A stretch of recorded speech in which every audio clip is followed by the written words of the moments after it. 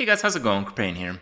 So it's time for another Gadgetzan card review. We got number 4 coming up, and this week was the Jade Lotus week, I think they're called. It's basically the third main gang, and it comprises of, I think it's Rogue, Shaman, and Druid. There was one card from the Jade dudes last week. It is the Jade Blossom here that you see. And I mentioned it's probably just a really good card as is, even though we didn't really know what Jade Golems were last week. So gain an empty mana crystal, and you summon a Jade Golem. So what is a Jade Golem? We found out this week that a Jade Golem is actually a 1/1. But then when you play the second one, it's a 2/2, the third one a 3/3, the 10th one a 10/10. So that's pretty insane. This mechanic is basically like, it's okay. Like, you'll see that most of the cards are just okay standalone cards. Like this. It's gain an empty mana crystal and a 1/1 for 3. Pretty good. Not quite as good as the ramp options currently available to Druid, but really very similar power level. So, it's just pretty good, even if you're not really playing like a Jade stacked Golem deck. But if you are, you really have to look at it this way. It's not the first Jade Golem that you get. It's the last one. So, you can't look at this card and say, oh, it's just a 1/1. Right, but if throughout the game you played 9 Jade Golems, and if you played this, it would have been your 10th one. It's not that it was a 1/1. It was a 10/10, right? So it's not necessarily the perspective of just a 1/1, just a 2/2. It's how many you're going to play overall, and how valuable is it to increase that count. So if you're playing a Jade Golem Druid deck and you have like 10 cards that give you Jade Golem, so on average you're playing like 5 or 7 of them in every game, this is basically like ramp and get like a 6/6 or so, something like that. And because the empty mana crystal, if it behaved like other ramp mechanics, this might be a 3 mana 6/6 draw card in late game. Is that good? Yes, that's actually totally mental. So yes, there's probably going to be a lot of Jade Golem decks out there. It's probably going to play like the mid-range style of deck, so there's probably going to be a lot more of that. I don't mind the mid-range too much, as long as it's not like Shaman mid-range, where it can beat aggro decks because the early game is better than most aggro decks. It is mid-range, so it's just the best mid-range, and it goes toe-to-toe with control decks because the mid-range scales so heavily. I don't want to see that mid-range where just all the cards are completely busted compared to other classes, but in general, the idea of mid-range is a good one. You have to be smart about your resources and effective about when you push for tempo. So it's a bit exciting. We'll have to see. Then they revealed Burgly Bully, 5 mana 4/6. Whenever your opponent casts a spell, add a coin to your hand. So obviously, cards like these are never going to see constructed play, and the odd time you're going to see a highlight from an arena or a tavern brawl. That's about it. Then Priest got a 2-drop, finally, Mana Geode. So it's a 2 mana 2/3. It's an epic rarity 2-drop. Keep that in mind. In Arena, Priests will still be lacking 2-drops unless there's more to be revealed, because you're not going to see this very frequently. In terms of constructed, is it good? It's hard to tell. Personally, I don't think it's that good. It's good if there's a lot of like residual heal effects, but you just generally don't play those when you're playing Priest too frequently.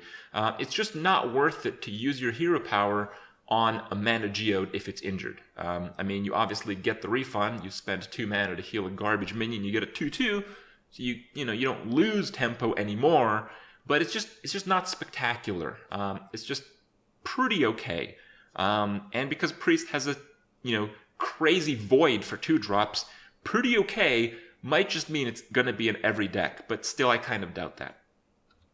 Then they had the legendary. This is the tri-class legendary. You can see there, Shaman, Druid, and Rogue. 6 mana 5/3, Battle Cry, and Death Rattle. Summon a Jade Golem. So because it has a Death Rattle effect, it can start seeing some play in Zoth decks as well. That's a pretty significant factor, as you'll see soon enough. And again, it basically summons 2 Jade Golems. So on its own, if you're playing no other Jade Golems, it is summon a 1/1 when you play it and summon a 2/2 when it dies, making an 8/6 total for stats for 6 mana. Is that good? It's not constructed good, but it's pretty fair. But once again, if you're averaging 6 Jade Golems per game with your deck, this is basically like a 7/7 and an 8/8 and a 5/3 for 6. Is that good? Yes. Yes, that's absolutely mental. Okay, so Jade Golems are definitely going to see some play in some form or another. And Jade Lightning, 4 mana, deal 4 damage, summon a Jade Golem. Again, doesn't look very good, but I think it will see some play just because Jade Golems, really, really good stuff. It is probably one of the worst budgeted cards, but it's still a Jade Golem card, and I've explained, hopefully, how valuable and crazy that is. We have Jade Spirit, 4 mana, 2/3, summon a Jade Golem. Good? Probably. Jade Shuriken? I don't know. 2 mana, deal 2 damage, combo, summon a Jade Golem. I really like this card. Very frequently in the early stages of the game, especially with a rogue hero power, you don't need more than like 1 to 2 damage, sometimes 3, and that's when your hero power kicks in. And often enough, I see myself using heavy removal in those situations. I think a card like Jade Shuriken is actually very powerful. You can just use it as it is, and if you manage to combo and get a Jade Golem, it's very powerful in the early game and extremely powerful / game breaking in the late game. So this is really good. It's a really good card. Then Hosen Healer, 4 mana, 2/6, Battlecry, restore a minion to full health. Very interesting card. The stat line is good, but not great. It's like good for a priest because it's so important to just have something stick on the board, and healing is like a priesty thing. You can gain some synergy through that. But I don't know if it's like, good for all the classes type of good. It's just like pretty fair, and if you happen to have a lot of good targets for this ability, it's going to see a lot of play. I think the main purpose of this card is really in Arena. I think it's an extremely powerful arena card. It's a powerful tempo play on 4 if you manage to trade up on turn 3, and often you do. A lot of 3-drops are very effective at clearing the board if you had initiative from the previous turn. A lot of time you do in the early game. So it's very good on 4. It's just very good at catching you up because the 2/6 stat line is just very powerful in terms of, dealing with smaller minions that your opponent maybe try to zerg the board with. And in the late game, it's going to punish a lot of people who make a lot of greedy plays. So in Arena, you often see like a mage freezing and pinging your minion, and it has like 1 health, but it's like an 8-drop. Well, Hosen Healer is going to come in and win the game when that happens. So should be a very impactful card in Arena. And we have Fight Promoter, 6 mana, 4/4, Battlecry. If you control a minion with 6 or more health, draw 2 cards. So this is a very interesting card. Conditional card draw is more powerful than people realize. Conditional card draw is very powerful because if you're playing a control deck, you can choose to draw against aggro or mid-range, and you can choose not to draw against another control deck. So because of that, I actually kind of feel like this card might see a little bit of play just because that swing in the draw is so powerful. So, if you're playing warriors even have 6 health 4-drops. You can just play one of those and this in the same turn, draw your 2 cards, and easy peasy continue winning the game. But if you're playing against the control deck and you do not want to draw, you want to beat them in the fatigue game, you play this as is, and usually, the game lasts long enough where people are just playing whatever they have. A 4/4 for just 1 card as a cost is decent. Not great, but decent, good enough, and I think it might actually be good enough to see some constructed play. Looks like a very nice card. And then we have another Jade Golem card. Rogue, common, stealth, and Death Rattle summons a Jade Golem. 2 mana for a 1/1. Pretty powerful card. You kind of get a bit of a delay on your Jade Golem, but it's a very powerful early game card, and it's a Death Rattle card, and it has stealth. So what that means is if you're playing a N'Zoth deck, and you had these played in the early game, then you play N'Zoth, these are on the board, but they have stealth, So when your opponent uses a giant board clear to try to deal with your big N'Zoth play, which is often the case in control versus control matchups, then these are going to spawn the Jade Golems. Then your opponent might just die from those if he doesn't have 2 massive board clears. And trust me, aside from like double brawl, that's pretty damn hard to do. So I think this card is absolutely fantastic and probably will be pretty decent in Arena as well. Just because, you know, while you're not going to get that much synergy off your Jade Golem count in Arena, even the small amounts are going to be pretty powerful. If you can average like 3 or 4 Jade Golems per game, you know, getting like a 2-2 or a 3-3 from the death rattle of this, that's pretty good. And we have Devolve. 2-mana Shaman card, transform all enemy minions into random ones that cost 1 less. So it's a very interesting card, kind of like a play on Evolve. It does have some impactful plays. It's very powerful against death rattle effects. So if your opponent is playing like a N'Zoth deck, again, you can just punish him by transforming the death rattles. So overall, it has a pretty good effect. The thing is, Shaman in control has other ways to win the game. Shaman in mid-range wouldn't want to be bothered to run this. So it feels like it's a powerful card, but Shaman just being too good at doing everything else, it's probably just not going to use it. But I think the effect is powerful, and I think it might be strong enough that in the next standard cycle, when Shaman loses a lot of its aggressive tools, that it might start seeing some play. Call in the finishers, 4 mana, summon 4 1/1 Murlocs. Card, again, looks very underwhelming, but you have to keep in mind a very significant detail. Shamans have this card that you probably have never seen play. I think it's called Every Fin is Awesome or something like that. And if you play Call in the Finishers, then you play that. You basically play 4 3/3 Murlocs for 0 mana. So that's an extremely potent synergy, so much so that I think, you know, it might rival the current mid-range style of Shaman, but again, I doubt it. I think this is like a next generation mid-range Shaman deck, probably going to be seen once the current mid-range Shaman superpower cards phase out of standard in the first expansion of 2017. Then we have Jade Behemoth. Really love this card. I think it's extremely powerful because of the stat distribution. So you get your Jade Golem and you get a 3/6 taunt for 6 mana. So for 5 mana, 3/6 taunt is a little bit weak, but it's not unplayable. So the Jade Golem is kind of like, you know, a little bit over 1 mana cost in terms of value. But I think the stat distribution of the taunt card is very, very strong. If you're playing a Jade Golem deck, you really want to extend the game as much as possible. And, you know, basically what I'm saying is if this card was a 4/5, it'd be so much worse than it being a 3/6. Well, maybe not, because there might be a lot of priests out there. But you get the idea. The fact that it has 6 health and it has taunt basically gives you another turn to abuse your Jade Golem count and try to, you know, steamroll your opponent. So, again, very powerful card. I think these Jade Golem decks are going to have to just play all the Jade Golem cards, and this is one you'll definitely be happy to include in your deck. Jade Idol. So this is probably the card of the set. I actually think this is the single most powerful card in the entire game. Now, even with that, it might not see any play, but I actually do think it'll see quite a bit of play. So why do I say that? So it's a choose effect, and you either get a Jade Golem or you shuffle 3 copies of this into your deck. And of course, you can just continue doing that. So if you have no cards in your deck and you have this in your hand, you put 3 of this in your deck, and every time you draw one, you can just put 3 more in your deck, and you can come to a point where you just have tons and tons of cards in your deck. You'll never run out, and you have an infinite number of Jade Golems. So if you're playing kind of like a high draw mechanic Jade Golem Druid deck, this card is going to be absolutely broken beyond belief.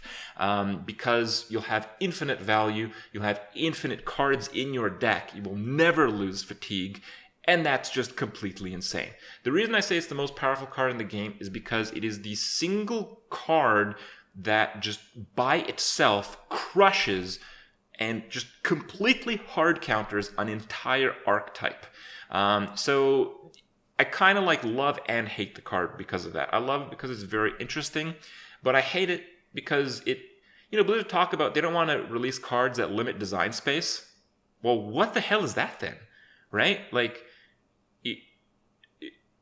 mill decks and fatigue decks can no longer win if they don't include this card. Doesn't that seem a little bad for design space? I think it might, right? So you have to consider it this way. A lot of cards out there are used in control decks just to win the fatigue game. Warriors, they gain a crap load of armor so they can take fatigue damage in the end. Warriors also use cards like Elise. Priests use a lot of cards like Entomb just to stay in the game, have most cards as possible to win the fatigue game in the control battles. With Jade Idol, you just trump all of that. There's no chance. You know, your opponent could have 10 Entombs and they'll still lose just because you have Jade Idol. And I believe that just makes it a completely insane card. There's some extremely powerful combos with the card as well. As I mentioned, I think it has natural synergy with a deck with a lot of draw. It also has natural synergy with a card that also has a lot of draw, like Gadgetzan Auctioneer. So if you can play a Gadgetzan Auctioneer when you have almost no cards in your deck, you can basically play like 4 of these, or if you have a Sorcerer Apprentice as well, somehow, that might be hard to do, you'll have to get a Jade Idol through a random like mage spell generation thing, or you'll have to get a Sorcerer Apprentice as a Druid, probably pretty hard to do. But if you do that, you literally fill your deck with like 100 Jade Idols. There's like loops now in the game. So yeah, you can see why this card I think might be extremely insane. And we have Jinyu Water Speaker, 4 mana, 3/6, Battlecry, restore 6 health, overload 1. So compared to most Shaman 4-drops that are used these days, these stats are pathetic. But as I've learned over the years, you never underestimate heal cards. 6 heal is a lot. So it's just probably going to see some play in Control Shaman or Arena Shaman or just some kind of like slower Shaman deck. Just never underestimate healing in this game. We have Jade Chieftain, Shaman Jade Golem Generator, 7 for a 5/5, and it gives a Jade Golem taunt after you play it. So this card in the extreme late game is ridiculous, because if you can get like a 10/10 Jade Golem, give it taunt, and you have the 5/5 body on one card, and it's common, that's pretty good. So again, it's difficult to really gauge these Jade Golem cards, but man, they do seem really strong. Vermin Sensei, 5 mana, 4/5, Battlecry, give a friendly beast +2/+2. So Beast Druid is still not seeing much play, and they keep printing cards that are just very mediocre. So Beast Druid is still not going to see any play. I don't know why they're doing this. This card is worse than Houndmaster. Houndmaster has a better stat distribution. It's played earlier, and the effect gives taunt, and it's a base card. You don't have to get it from a pack. And it still sees no play these days. Hunters are actually cutting Houndmaster. Oh, and Hunters actually have beasts in their deck, just naturally, while Druids generally don't. They have to use beasts to make a beast Druid, then play this card. So, you know, just way too many things that are not favorable. Then we have Gadgetzan Ferryman, 2 mana, 2/3, combo, return a friendly minion to your hand. That's pretty bad. If you really want that effect, you can play Youthful Brewmaster. The aspect of a combo is you can choose to activate it versus not activate it. You have some control over that. But you also lose control, because if you want to return a minion in play to your hand as the first effect of the turn, which is actually often the case, you won't be able to do that. So the card also sucks in that regard. The card is bad, guys. It's a bad card. And then lastly for the week, we had Daring Reporter. 4 mana, 3/3. Whenever your opponent draws a card, gain +1/+1. So when you play this, your opponent just draws a card immediately when you pass the turn. So it's basically like a 4 mana, 4/4 that has the potential to be bigger. It's a common card, so it's a pretty good arena card. You know, nothing really to say there. I do not think it's good enough for constructed play. In constructed, I think mill decks would generally die because of the new Jade cards, and probably because you just definitely will not want to give your opponent cards when they're spawning chain Jade Golems. But we'll see about that soon enough. Overall, this week has been pretty exciting. Some really busted cards so far, and we'll have to see and explore what it's like to put them together and actually give it a go in constructed play. Hope you guys are as excited as I am about the upcoming Mean Streets of Gadgetzan expansion, and I'm curious to see what you guys think about all this Jade Golem stuff, because it does seem to be like the new big thing. So let me know. Hope you guys have enjoyed my review, and I'll see you guys tomorrow.